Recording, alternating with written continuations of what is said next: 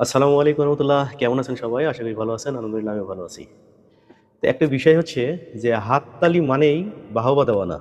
আসলে একেকটা হাততালির পেছনে অনেক সময় মরণ ফাঁদও কাজ করে। যেমন একটি মশা তার বাচ্চাকে ওড়া শিখাচ্ছিল। তো একদিন ওড়া শেখানোর পরে, পরের দিন সেই বাচ্চা নিজে থেকেই ডানা মেলে অনেক দূর পর্যন্ত ঘুরে আসলো।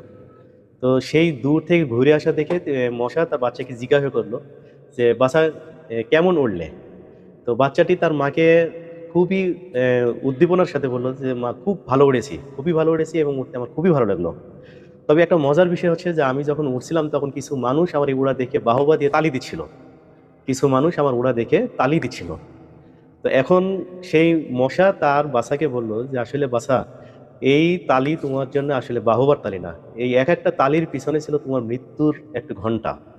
আসলে তোমার ভাগ্য একান্তই ভালো। আল্লাহ তোমাকে হায়াত দান করেছে বলে তুমি সেই মৃত্যু থেকে ফেরত এসেছো বেঁচে।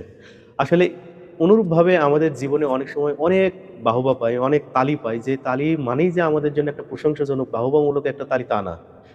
অনেক সময় তালির পেছনেই থাকে আমাদের মৃত্যুর একটা ইঙ্গিত। তাই আমাদের শুধু তালিতে মুগ্ধ হলে হবে না, আমাদের অনেক সময় অনেক কিছুতেই সতর্ক এবং সাবধান থাকতে হবে। ভালো থাকবেন। আসসালামু আলাইকুম ওয়া রাহমাতুল্লাহ।